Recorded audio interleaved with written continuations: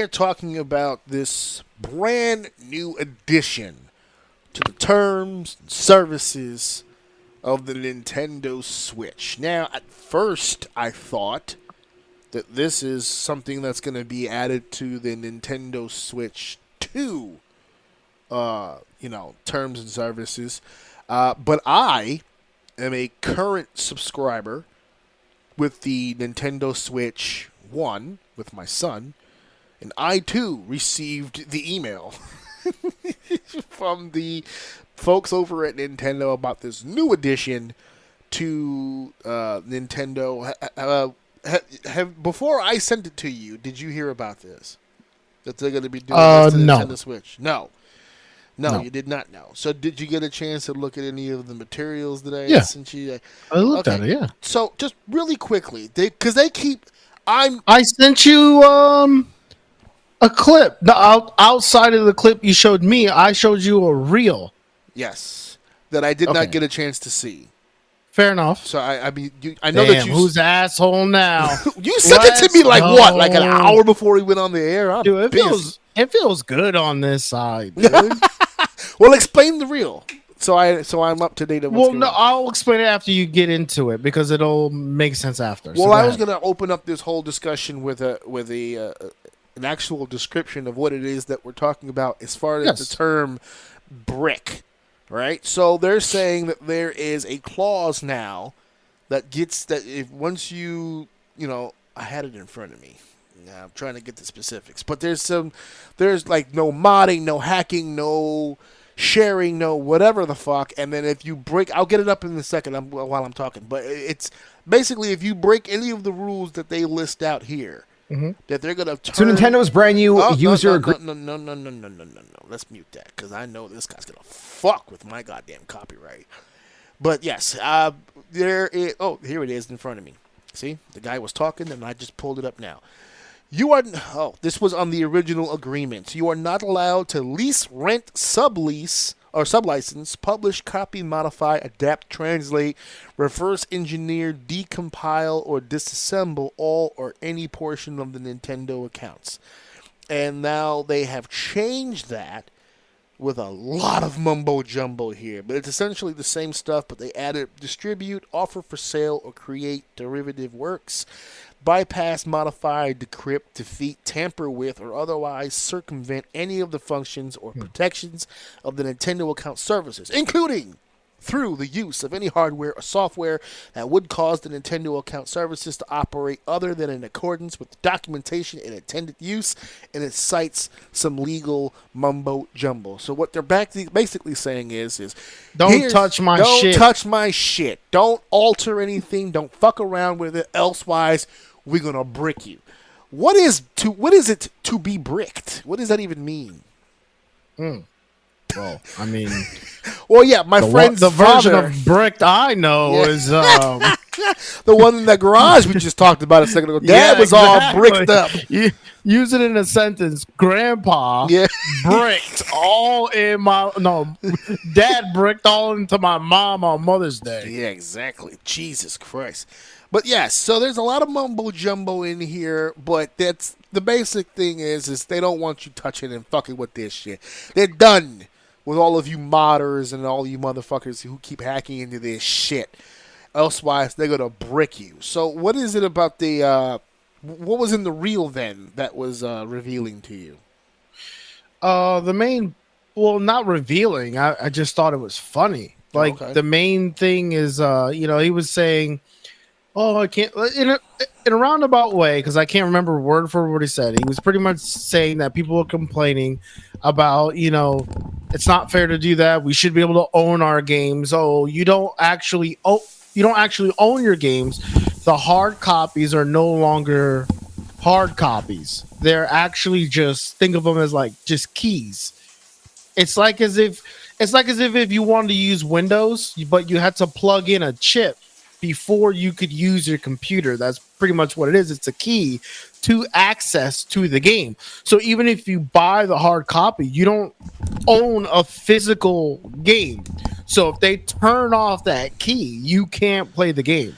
So the thing was around that, and the guy's like, "Oh, well, this is ridiculous. Like, no one, this is gonna hurt sales, some shit like that. Right. And he goes, it's crazy you say that because, and then he ends the reel of saying like, we've already sold out pre-orders. Right. So my point to you was like, yeah, all that stuff sounds bad, but nobody gives a fuck. They're just gonna buy it. The people that this would affect are the people who don't want to buy it, who are probably going to buy it anyway, right? But they'll just try to find a way around it. They may not take them seriously at first, which if there's one company to take seriously is fucking Nintendo. Yeah. But they're gonna try their bullshit, right? But the people who this doesn't affect, which is majority of people who play the Switch, they don't give a fuck. This doesn't do anything to them. The only thing they know is that they have to save up enough money to buy the shit. That's all they care about. They don't give a fuck about the pricing. They don't give a fuck. All they want is it to be available to them so that they can buy it. And the fact that he ended that reel saying, well, pre-orders are already sold out. Like you couldn't pre-order it right now if you wanted to. Right. Whether you like it or not, you can't fucking get it because they're selling out. Now, there's a caveat to that because they can't distribute as many as they would like to because of the tariffs and everything like that. Right. But it's still sold out of whatever they are distributing. So my point was, it doesn't matter. None of this fucking matter. No one these days cares to own it. It's like a my age and younger mentality to own the physical. Seriously, even if you just send them a box so that they can do the bookshelf thing, right? I don't think they give a fuck that the game is inside. Well, so I have two questions actually. Now that I'm thinking about it in my head, the first question I would ask is: the pre-sales are all sold out. Were they sold out before or after this announcement? Do we know that? That I don't know. I have to research it, but at the end of the day, I don't think it matters. Doesn't think it matters. Okay. That doesn't matter. Because again, I think most of those people who are pre-ordered, this doesn't affect. There isn't a large enough community that mods these games. Whatnot. Yeah, that's gonna affect sales in any way. Because the hackers are still going to buy it. And they're going to try to get around it, and then they'll learn and evolve. But at the end of the day, they're still buying the console. Yeah, I don't want to brag, but you know all those times that we used to watch movies, and they used to give you that FBI warning, and they say, "Hey, it's strictly prohibited from video recording or anything like that." I don't want to brag, but I used to record it anyway. You know what I'm saying? I got a whole stash of those. Just like with the mattresses, where it's like it's unlawful to remove the tag. Gonna be honest with you. I got a bad reputation with that. I'll tear the tag right off. You know, I'm kind of a gangster like that. How many people do you actually believe? Like, is this a big enough problem for Nintendo to release this out of the blue? Do they know something that we don't? Are they really having that much of an issue with people modding or hacking in or reselling pieces? Absolutely. So then there's some method to the madness, right? There's a reason for Nintendo, though. There's no such thing as a big enough problem. Okay, the problem is the problem. Yeah. If they find two motherfuckers doing it, they shutting it all down. That's the way Nintendo works. So when you say, well, it's only a small community, like, who cares? They're like, no, fuck that. We want full price on every game. No game ever goes on sale. No, we don't want it. We're shutting it down. So it makes sense. But the only reason why they weren't really able to do it before is because you still had hard copies of games. The moment they switched it over to now, the hard copies no longer is a game. It's just access to the game.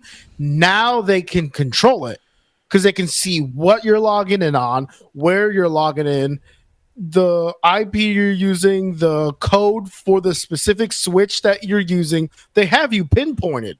So the moment anything gets triggered on that, they could just shut it down and shut all your games down and everything. They couldn't. I don't think they could really do that before, but now they have full control over it. Well, like you said, that a problem is a problem, and for them, when we were doing the review for, not Game Changers, what was the fucking other one that we did? The other documentary, High Score. The first one. High Score. Yeah. When we did the High Score one, there was a literal whole episode attached to the idea of these guys that were messing with the coin-operated machines, and Nintendo came for them. So this is they've been doing this. Yeah, they've been doing this for a long time, and yet the modding, the hacking, all that stuff has not stopped. Nope. If anything, like the more they see evolve, Nintendo implement something, it means they figured it out. Like the reason why it wasn't locked down before is because they didn't figure it out. They figured it out, so now it's getting locked the fuck down. That's it. it's done. You're now. not modding, and you're gonna pay full price for this shit, and people will pay. That's it. At the end of the day, every $80 Mario Kart that gets sold, it's gonna sell, whether it be now or 5 years from now. Someone's gonna buy it at full price. What's your overall take on this Switch 2 in general? The fact that we have a Switch 2, well, the Nintendo Switch, the original Switch, is still so highly popular. I'm more of a Steam Deck kind of guy, so no. My problem. I actually don't have a problem at all with anything that Nintendo's doing. It's their product. It's their IPs. They can do whatever they want with it. If you don't see value in the price, then don't buy it. Don't buy it. Don't play it. Like, I don't fall under the umbrella that everything in the world that someone creates should be accessible by me if I want it or not. Right. And that's not even the way the world works. There's like elite stuff that I'll don't never try have, telling the rest of the world that they want all the good shit to come to them. Right. And I'm important. I guess people could say like, it's entertainment, it's video games, like it should be accessible to a bunch of people, and it is. You can buy it. You just might have to save up a little bit now.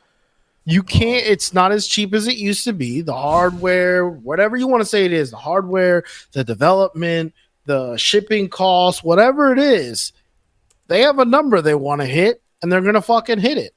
And I think they have data to prove that it doesn't matter what they price their game. Sure, they may not sell 1 million copies first week, 6 months, right? But in the next 6 years, they're going to sell 5 million copies. And I think that's the type of data that they have, and I think that's what they're doing. They're just playing the long game. Look, I'm going to take this. You see this? I'm going to put this right here. This is the price. I'm going to walk away. You hit that bell when you're ready to purchase this. But until then, I'm going to be back here working on something else that's going to make me a lot of money. And I think that's their strategy. They're not worried about the price. You're going to buy it. Yeah, well, Nintendo has been in the driver's seat, so to speak, for a long time now. A long time. And the fact that... As they should. They're the last... from all the things we've watched, they're the longest reigning video game company, aren't they? Yeah. They're the oldest. They beat... Well, no, they're definitely the oldest, for sure. They ended up beating out Sega. Sony came later, but Sony's become a powerhouse over time. They've got their enemies here and there. If anything, I mean the oldest. Whew, yeah. As far as the console things go, after even when, just now when we saw Game Changers, it was still like you go back and you look at that and you go, man, they are still cooking today. Mm-hmm. So yeah, and this is part of the plan. This is part of the whole deal. They have no shame in protecting their IP at all whatsoever. They will go to the jugular on anybody. Money, no money, they don't give a shit what your situation is. You fuck with this shit, they'll come for you. But I think the overall theme of the whole deal is that it just is just another one of the time will tell, but it feels like it's just one of those things where, hey, we're telling you straight up, don't do this. but you've been telling me straight up not to do this. We've done it anyway. And yeah, you've gotten a few, you've gotten a few people here and there, but you're not going to stop everybody. There's always going to be, someone's always going to be right there with the next thing. So you can never really get your hands on it. But this did have a lot of people really panicked and really just, oh my God, what's going to happen to us? And it's just like, dude, this is another day in Nintendo office, man. Yeah. This is another day at Nintendo's office, man. Trust me, they've been cooking this idea for years, I promise you. Yeah, wider for screens. Years. Yeah, they're always ahead of themselves, to be honest with you. So,